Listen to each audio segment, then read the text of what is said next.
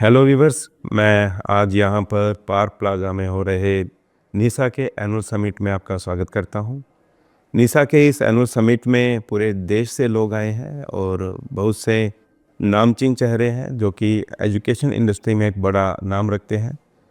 तो नीसा ने डिसाइड किया कि क्यों ना पूरे हिंदुस्तान से आए लोगों का और फ़ायदा उठाया जाए और पूरे हिंदुस्तान को उनके लाइफ के एक्सपीरियंसेस, उनके फ्यूचर गोल्स के बारे में अवगत कराया जाए। इसी कड़ी में मैं स्वागत करना चाहूँगा राजेश मल्होत्रा जी का, जो कि दिल्ली से यहाँ आए हैं। अपना आगे का इंट्रोडक्शन राजेश मल्होत्रा जी खुद ही देंगे। अपनी ऑर्गेनाइजेशन का नाम, उनके फ्यूचर गोल्स क्या हैं, ये सब राजेश मल्होत्रा जी बताएंगे। नमस्ते, गुड मॉर्निंग एवरीवन। मेरा नाम राजेश मल्होत्रा है, जैसे सर ने बताया, and I am a school leader of a school called Sainath public school. ये एक एलिमेंट्री स्कूल है विच मीन्स 8वीं तक का स्कूल है, मान्यता प्राप्त दिल्ली में।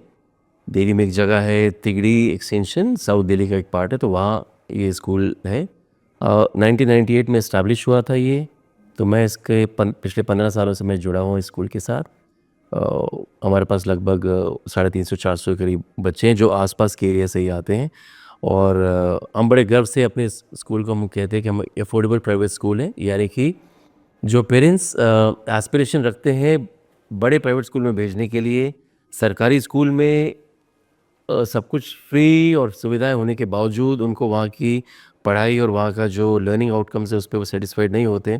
उनकी एस्पिरेशन है बड़े स्कूल में भेजने के लिए, पर क्योंकि वहाँ फ़ीस बहुत ज़्यादा है तो वो लोग हम जैसे स्कूल, जैसे साईनाथ पब्लिक स्कूल है, इस पे वो लोग आते हैं। बिकॉज यहाँ उनकी एस्पिरेशंस पूरी होती है कि प्राइवेट स्कूल है, अकाउंटेबिलिटी है, डिसिप्लिन है, हाइजीन है, टीचर्स पैशन से पढ़ाती हैं और लर्निंग आउटकम्स डेफिनेटली अच्छे हैं और हर पल हम इम्प्रूव करने की कोशिश करते रहते हैं। तो हमारे पास बेसिकली जो पेरेंट्स का जो बैकग्राउंड है, अगर मैं आपको ये बताऊं तो normally cab drivers, daily veg earners, small shopkeepers और सरकारी नौकरी या प्राइवेट नौकरी of not of very high level जो आसपास वहाँ पे एरिया में है, तो उनको हम लोग कैटर करते हैं।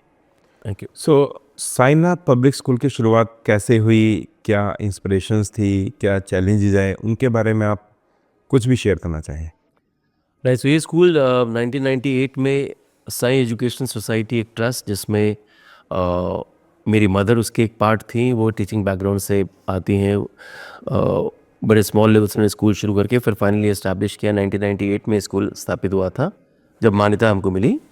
और तब से आज तक तब भी वजह यही थी कि भाई जो आसपास के बच्चे, एक तो टीचिंग बैकग्राउंड के जो हैं तो उनको कुछ और काम नहीं सूझता है। उनको लगता है कि भाई जब हम कुछ करने जाए प्रोफेशन में तो वाई नॉट द सेम फी। अब उस फील्ड में जब आते हो तो उस एरिया में, ऐसे एरिया में जहाँ पे स्कूल खोलने का स्कोप, स्कूल चलाने का स्कोप और ज़रूरत भी पेरेंट्स की जो है वो बहुत है। तो हम लोग इत्तेफाकन वहीं पेरेंट्स वहीं रहते थे। तब मैं छोटा था तो मैं तो दूसरे फील्ड में था। फिर मैं 15 साल पहले स्कूल लीडरशिप में ट्रेनिंग एक कोर्स किया और अब मैं एक स्कूल लीडर का रोल वहाँ प्ले कर रहा हूँ। तो 1998 में इस्टेब्लिश हुआ था, आज तक है और 8वीं तक का स्कूल है। बड़े लोग पूछते हैं कि और इससे बड़ा क्यों नहीं, 10वीं क्यों नहीं, क्योंकि पर लैंड नॉर्म्स ऐसे हैं कि हमारे पास जो जगह है, जो हमने जगह लीज पे ले रखी है, उस जगह पे उतना ही हो सकता है, क्योंकि हमको 10वीं के लिए भी करना तो बहुत सारी और जगह लेनी पड़ेगी जो वहाँ पे अवेलेबल नहीं है और जो बहुत कॉस्टली है। जैसा कि राजेश जी ने बताया, ये ज़रूरी नहीं है कि जगह बड़ी हो, ज़्यादा हो, स्कूल 10th तक हो, +2 तक हो। अगर आपके अंदर जज्बा है सोसाइटी के लिए कुछ भी करने का, एक पर्टिकुलर सेगमेंट के लिए कुछ करने का, जैसा कि सर ने बताया कि इनका जो पेरेंट क्लास है वो कोई हायर क्लास नहीं है, बट हक तो उन्हें भी है अच्छा पढ़ने का। उनको एक अच्छा हक देते हुए, एक अच्छी शिक्षा देते हुए and according to their budget ये स्कूल सर्विसेज दे रहा है, साईनाथ पब्लिक स्कूल दिल्ली में। फ्यूचर प्लान है हमारे अभी आगे इसे एक्सपेंड करने के।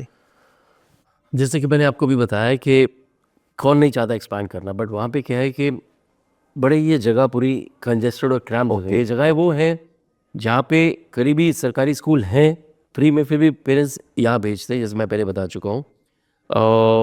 पर land availability, cost and all, तो हम लोगों का जो अभी ये स्कूल जिस लेवल पे है, तो मुझे नहीं लगता नियर फ्यूचर में ऐसा कुछ हो सकता है। हालांकि हमारी जो सोसाइटी है वो 2 स्कूल्स रन करती है। एक स्कूल है प्राइमरी लेवल तक जिसका नाम है साई पब्लिक स्कूल, वो पहले से 5वीं तक का मान्यता प्राप्त है उसी एरिया में आसपास ही। और ये पहले से 8वीं में साईनाथ पब्लिक स्कूल। तो 2 स्कूल रन कर रहे हैं। एक्सपैंड भगवान ने चाहा तो आगे करेंगे, बट देर आर मैं चैलेंजेस। हमारे व्यूवर्स भी चाहेंगे आपको सुनने के बाद कि स्कूल एक्सपेंड करें। अब मैं जानना चाहूँगा कि आप निशा से कैसे जुड़े? सो मैं अगेन बड़े गर्व से मैं कहना चाहूँगा, मैं नीसा का फाउंडिंग मेंबर हूँ। नीसा शब्द तो बाद में बना, जब पहली बार जब इसका आइडिया कंसीव हुआ कि जो छोटे स्कूल्स, एक संस्था है CCS नाम की, सेंटर फॉर सिविल सोसाइटी, 2001 की बात है ये, कि इन्होंने RT जब तब आने वाला था, तो उस समय इन्होंने उस पे सेमिनार्स करते थे ये लोग। मैं जाया करता था स्कूल के एंगल से, एजुकेशन के एंगल से देखने के लिए, मैं वहाँ सुनने जाता था मैं। तो तब मेरी मुलाकात हुई डॉक्टर पार्थ जे शाह CCS के। तो तब उन्होंने कहा हम छोटे स्कूल, जो बजट प्राइवेट स्कूल है, हमारे जैसे स्कूल जो है, मान्यता प्राप्त या गैर मान्यता प्राप्त, जिनकी बात बहुत कम होती है, और जब भी बात होती है न्यूज़ में अनफॉर्चुनेटली नेगेटिव कवरेज ज़्यादा होती है कि भाई यहाँ पे क्या पढ़ाई लिखाई हो रही है, ये क्यों चल रहे हैं, ऑल दैट। हालांकि सब मान्यता प्राप्त स्कूल है। तो CCS ने सबसे पहले गठन किया था, तो मैं उसमें सबसे पहला, मैं गर्व से कह सकता हूँ, मैं और वैसे 2-4 और लोग थे जो कि बाद में जुड़े। तो मैं एक फाउंडिंग मेंबर हूँ नीसा का, और मैं नीसा का ऑफिस बियर था फॉर 3 ईयर्स। कुलभूषण शर्मा जी अभी जो प्रेसिडेंट, उनके साथ मैं वाइस प्रेसिडेंट एडवोकेसी था फॉर 3 ईयर्स।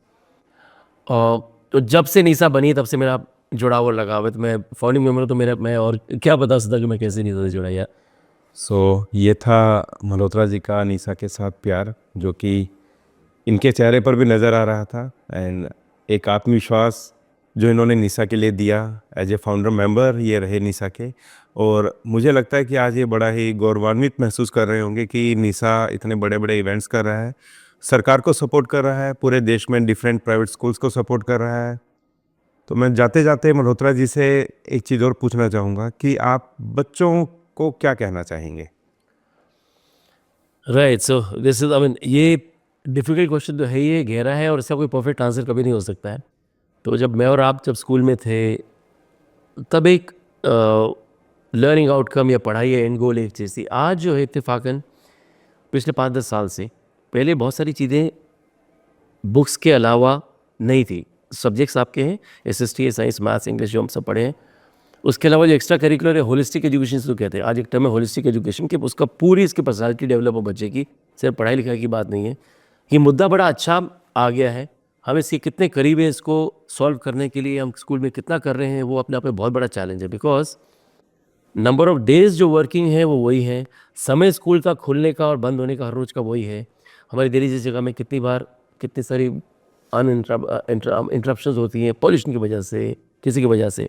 तो मेरा कहने का मतलब ये है कि जो पढ़ने लिखने के जो समय और जो दिन हैं वो तो हो गए कम।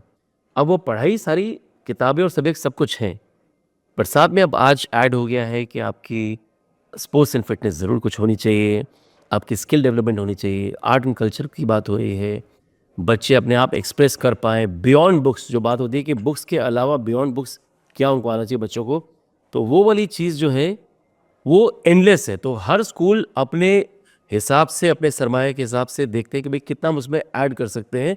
पढ़ाई लिखाई तो बेसिक तो है ही है, टेस्ट होने हैं, 4 क्लास टेस्ट होने हैं, रिपोर्ट कार्ड बननी है, बिल्कुल। पेरेंट्स कभी भी ज़्यादा फोकस पे रहता है।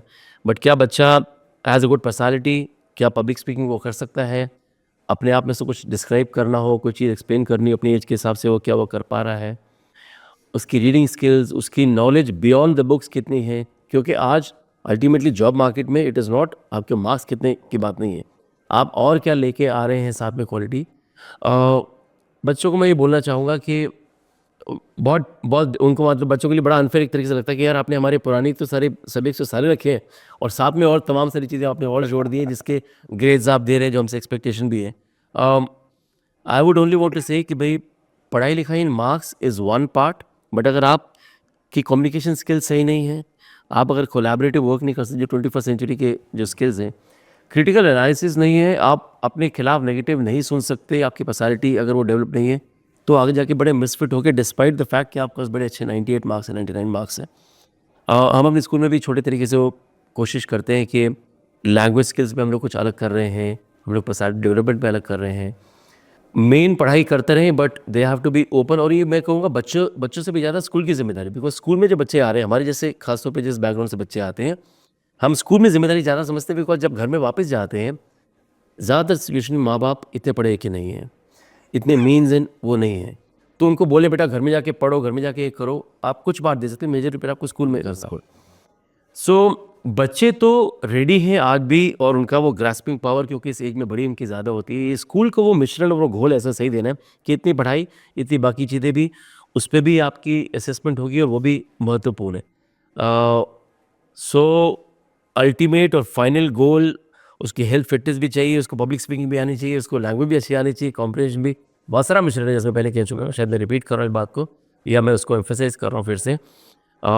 लगे रहना पड़ेगा, देयर इज़ बचने का स्कोप नहीं है और उन पर लोड थोड़ा सा बढ़ गया है, बट स्कूल अगर उस मिशन को सही खोल के दे तो बच्चे तो ग्रास्प करने के लिए बिल्कुल तैयार हैं। तो मेरा उनसे पर्टिकुलरली बच्चों से कि बेटा ऐसे ऐसे करो करके नहीं, अटेंटिव रहें, स्कूल अटेंड करें। ज़्यादातर समय पेरेंट्स की भी जिम्मेदारी बनती है कि भाई ज़्यादा अटेंडेंस बच्चों की, जितनी टाइम आएंगे एक्सपोज होंगे उतना अच्छा पढ़ेंगे। और टीचर्स की ज़्यादा रिस्पॉन्सिबिलिटी, अगर मैं बोलूँगा बच्चों के लिए नहीं बल्कि टीचर्स के लिए बहुत सारा रोल है जो करने का, बिल्कुल। और बच्चे तो रिसीव करने के लिए ही है।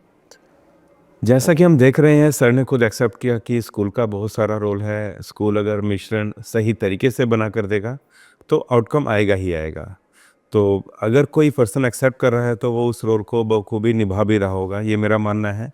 स्कूल अपना रोल निभा रहा है, बस मैं चाहूँगा कि पेरेंट और बच्चे अपना रोल निभाएं, रिजल्ट अपने आप आ जाएंगे।